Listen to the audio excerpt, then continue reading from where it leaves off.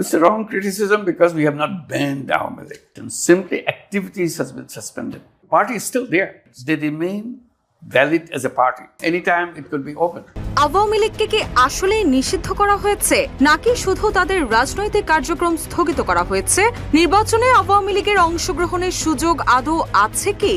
জাতিসংঘ সাধারণ পরিষদের অধিবেশনের ফাঁকে জিটিওকে দেওয়া এক সাক্ষাৎকারে সাংবাদিক মেহেদী হাসানের এসব প্রশ্নের জবাবে এবার স্পষ্ট ব্যাখ্যা দিয়েছেন প্রধান উপদেষ্টা ডক্টর মোহাম্মদ ইউনূস। তিনি বলেন, আমরা আওয়ামী লীগকে নিষিদ্ধ করিনি, এমনকি তাদের রেজিস্ট্রেশনও স্থগিত করা হয়নি, শুধুমাত্র তাদের কার্যক্রম স্থগিত করা হয়েছে।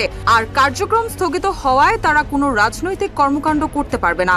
তারা একটি দল হিসেবে বৈধ, কিন্তু তাদের কার্যক্রম কিছু সময়ের জন্য স্থগিত করা হয়েছে। তবে যে কোনো সময় তাদের কার্যক্রম সচল করা হতে পারে। নির্বাচনে আওয়ামী লীগ অংশ নিতে পারবে কিনা এমন প্রশ্নের জবাবে ডক্টর ইউনূস বলেন, নির্বাচনে অংশ নেওয়ার বিষয়ে নির্বাচন কমিশন ব্যাখ্যা দিতে পারবে। তারা বলতে পারবে নির্বাচনে কোন দল অংশ নিতে পারবে, কারণ তারা নির্বাচন অনুষ্ঠান করছে, সুতরাং তারাই ভালো বলতে পারবে। প্রধান উপদেষ্টা আরো বলেন, আওয়ামী লীগের লাখ লাখ সমর্থক আছে এটা আমি মানি না, তবে তাদের সমর্থক আছে। তাদের সমর্থকরা সাধারণ ভোটারের মতোই ভোট প্রদান করতে পারবে, তবে সেখানে শুধু আওয়ামী লীগের প্রতীক থাকবে না। আওয়ামী লীগ নিজেদের রাজনৈতিক দল বললেও তারা রাজনৈতিক দলের মতো নিজেদের তুলে ধরতে পারেনি।